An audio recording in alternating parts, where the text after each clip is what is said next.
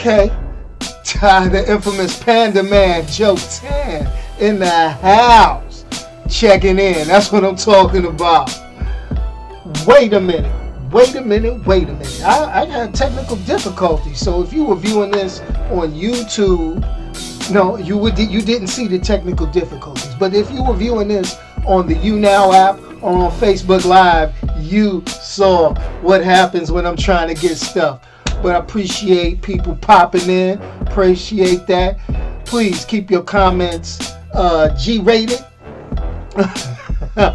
because your comments do show up on my screen, and I am glad and happy to see each and every one of you showing up on the various social media platforms to peep out the talk show, which I do let me kill this music. I know I like jamming out to it, but what's happening, everybody? It is the talk show. This is something that I do every Sunday where I talk about movies, video games, all that other good stuff. And as you can see, let me say it one more time. As you can see from the title of this week's show, I'm talking Thor Ragnarok. And I'm going to throw this little warning, small warning, teeny tiny warning. If you have not seen Thor Ragnarok yet, this will have spoilers. I will be spoiling little bits, little tiny bits, little crumbs of the movie. Because if I could spend my money and get out and see an opening weekend, you should too. But anyway, I'm just going to throw it out there like that. But I think we need to go ahead and start. Because, I only got 15 minutes of fame on this thing. 15 minutes. Otherwise, then the internet starts getting loopy and all that good stuff. But I will give a little caveat that I'm going to go ahead and say off the top. Yesterday, I did my marathon for Extra Life, which provides donations and charity raising for Children's Miracle Network hospitals. I had a goal of $200 that I wanted to raise. It seems like it's a small goal. And I would like to say that after doing roughly about just under 7 hours live streaming for 7 hours, I raised $361. Not a whole lot in the big scheme of things, but it was more than the goal I had set for myself. So I thank everybody that went ahead and donated to that cause. And you can still donate. You can check the video out on my YouTube channel. The YouTube channel is, boom, right above me, Going Full Nerd. Go ahead and go on YouTube, youtube.com/GoingFullNerd, and you can check out that 6 hour and 50 minute marathon. All right. And we're going to get that going. So now I'm going to say, was there any doubt this weekend who was going to win the box office? I mean, marketing aside, let's get it right. Okay. Number one this weekend in the box office was Thor Ragnarok. I'm going to throw that out there. We already see the comments coming in on how people feel about Thor Ragnarok, but I'm going to say, I'm going to give my piece. I'm going to say my 2 cents. But Thor Ragnarok, number one, brand new, coming to the box office, pulling in $121 million. I ain't even going to talk about that little $5,000 at the end of that. But $121 million on point. Followed by A Bad Mom's Christmas. It's getting towards that time of the year where you get the funny movies, you get the ha-ha, getting into the holiday season. That came in second place with $17 million. That's a big gap. So that just tells you who wanted to see what this weekend. I had my nerds out in the theater. Y'all was all up in the theater. That's what I'm talking about. So let's go on. Coming in at number 3 in his second week in the box office was, I believe it was Jigsaw. Was it second week? Yep, Jigsaw, which was number 1 last week. It pulled in 6.7. Tyler Perry's Boo 2 is coming in at number 4 with 4.6 million. And followed by, in 5th place, Geostorm, or as I like to call it, Gerard Butler Gone Wild. Anyway, pulling in $3 million. Yeah, get on out of here with that. So now, let's talk about Thor Ragnarok. Let's talk a little bit about Thor Ragnarok. I know everybody got their own opinions. You got DC versus Marvel. You got people that like this, people don't like it, but we're going to go ahead and I'm about to go there. All right? We're going to get the big elephant out the room, folks. We're going to get the big elephant out the room. This movie, despite what the internet said, was not an adaptation of Planet Hulk. Okay? It had many of the visual elements of Planet Hulk. It had some of the characters of Planet Hulk. But guess what? It was not Planet Hulk. Okay? Now, I will say this movie has been promoted as the best Marvel Studios film to date. All right?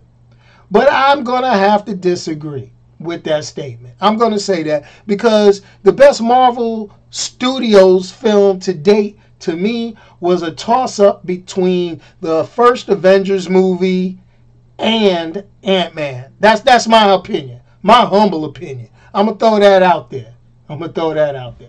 And then another thing I'm going to have to throw out there, there's a whole bunch of internet memes running around.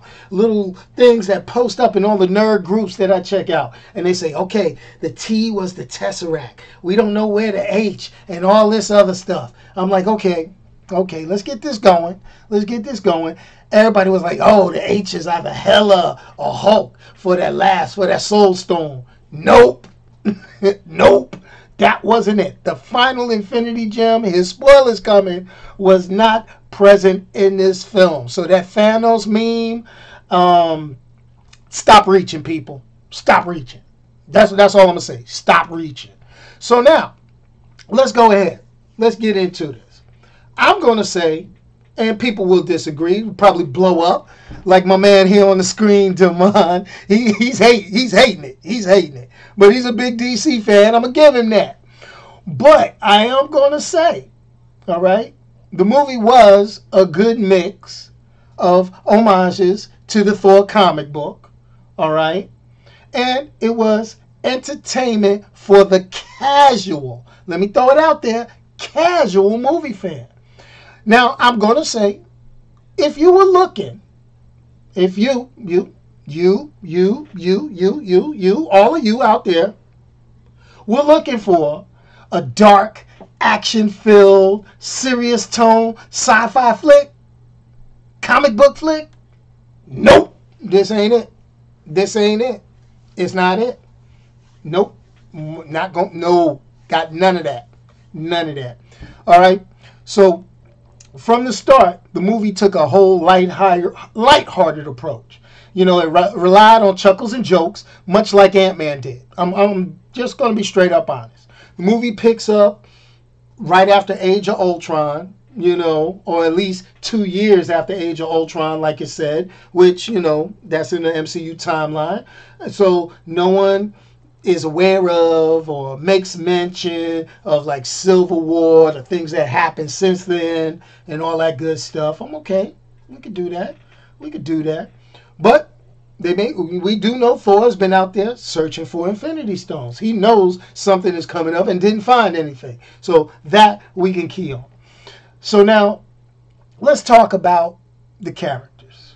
All right.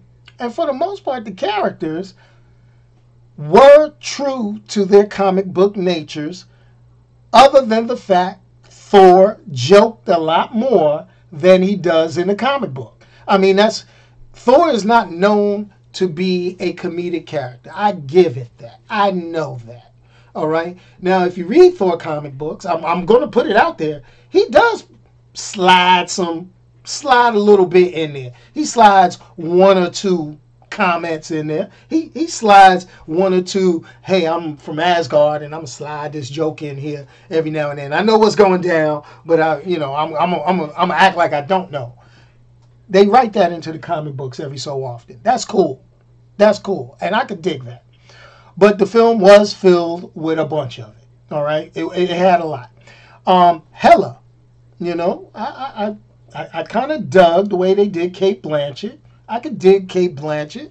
Hela was in good shape. I could dig that. She was a pretty decent character, almost true to the comic book. I'm with that. That's that's pretty good. They took a wrong turn with Scourge.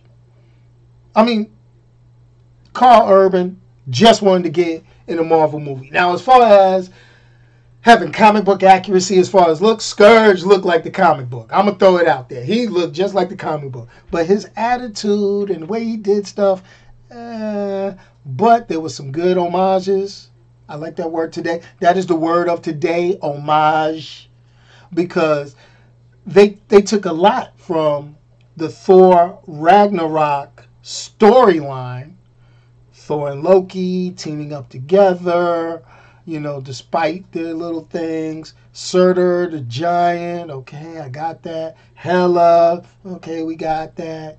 Scourge, I'm not going to tell you what went down with Scourge, but he recreated an iconic scene from the Walt Simonson comic book. I'm really digging it, all right? So now, what do I got to say about Thor Ragnarok? What does your boy got to say? All right? I'm going to throw this out here. I'm going to say it. It's a fun movie. And I'm going to give it that. It's a fun movie. All right? But it is a filler film. It's a filler film. I'm not going to tell you. Thor Ragnarok is a filler film. It is a placeholder until we get the long-awaited Avengers Infinity War movie. Bottom line. Okay? Hopefully Infinity War will hit the theaters and shake things up. Enough to leave fans with their mouth wide open like, or screaming for more, or getting a big reveal that, is just going to just be like, but Thor was not that movie. Now, you want to know what I gave Thor? I always rate on a 5-point scale. I can only give Thor a 3.75. I know people are like, what? No, he didn't. What? Let me say it one more time. What? 3.75. And the reason why I gave it a 3.75 out of 5, okay, is the early dismissal in the movie of 3 characters that I liked, that I felt didn't get a whole bunch of good reactions. I mean, that, let's see what else. Some of the stuff drug on. Like, I'm really hurt from Korg and Meek. Korg and Meek should have been a little harder than what they were. They were hard. They came hard, but I think they should have been a little harder than what they were. So they lost that quarter point, from me, because it wasn't getting a 5. I'm going to tell you that now. It wasn't getting a 5. It would have gotten a solid 4, but then they started having just little things that annoyed me as a fan. Now, I dug the movie. Don't get me wrong. I dug it. I'm going to advise people who have not seen the movie, okay, if you're going to go see the movie, you can go see the movie. You will be entertained. You like a little laugh. You like some action. You like some good sci-fi effects. You gonna watch the movie. Go see it. Okay? I'm going to tell you what to do, though. Skip IMAX. All right? Skip IMAX. Don't get caught with the upcharge. All right? Skip 3D. I don't even like 3D. 3D give me a headache. Skip 3D. Okay? But go in there with the mind. You're just going to be entertained. Get your popcorn ready. Eat. Have a little drink. Not the big one, because, it is a 2-hour-long movie. You're going to be running to the bathroom. You got a few cameos in there. A few cameos, real tiny, but nothing major. But it'll be a decent experience. Catch a good matinee. Enjoy it. They made their money. And I'm going to tell you, it's not as hot as they were saying. It's not best Marvel movie yet. No. It's good, but it ain't. No. Okay, no. It's like what I was saying. I didn't like Batman versus Superman. Was it a good movie? It was an okay movie. Okay? It was an okay movie. Thor Ragnarok, in my opinion, is along that line. It's an okay movie. All right? It's not so bad that it gets the ones and the twos. I'm going to throw it out there. It's not. I'm going to just throw it there. But that's what your boy got to say. But I got to put a little beef. I got to put a little beef in it. I got some beef. Little teeny beef. And that's with AMC Theaters. I sat through the trailers. And the trailers, I went and saw Dolby at AMC. So I got like mad sound going, right? All the sound, kicking it, boom, boom, boom, boom, boom. Sheets shaking. Ooh. I'm like, yeah, this is going to be a beast. And they going through the trailers. The trailers like, ooh, ooh. Even the little Eminem commercial was like, ooh, boom, pop, pop. And it was, was doing all that. Well, we got to the Black Panther trailer. And if you saw the Black Panther trailer was banging. It had the soundtrack. It had that, wow, it was like, oh yeah, if you watched it on the internet. I got inside the theater. Why they turn the music down? I'm like, yo, hold on. We just got through Star Wars blasting in our ear. We just got through all these crazy little films. We got that new film, what's that, Downsizing? That new film, Downsizing, where they talking about shrinking people? And that had a booming soundtrack. But yet you get the Black Panther AMC and you like, yo, we got to turn this rap music down. I mean, go figure. I mean, between that and the Gerard Butler, along with 50 Cent and Ice Cube Jr., or what they call them, Ice Shavings, I'm like, really, man? Come on, work with me. But anyway, this is your boy Onyx. That's the end of it. It's over. Party. It's done. That's my 15 minutes of fame, as always. I'm glad you could tune in. You can watch the replay of this on YouTube. Matter of fact, I encourage you to watch the replay of this on YouTube because it helps a brother out. Help me. Work with me. And anyway, I got my hammer. So let me go ahead. Hella didn't break mine. And peace out, y'all. And remember, like, subscribe, share. I need more people on the YouTube. The goal is 10,000. 10,000 viewers. Can I get 10,000 subscribers? Can you go out and get your friends to go ahead, click the little subscribe link? And I appreciate everybody that joined in on the Facebook live chat, everybody that watched on YouTube. Special shout out to my man Damon, my man Joe, good old Amber. Appreciate y'all tuning in on the live stream on Facebook Live. I appreciate each and every one of y'all for supporting me. And boom, I'm out of here. Let me hit the music.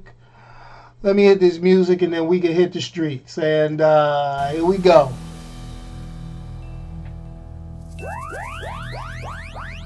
Really? Did my music stop? Anyway, I'm out of here.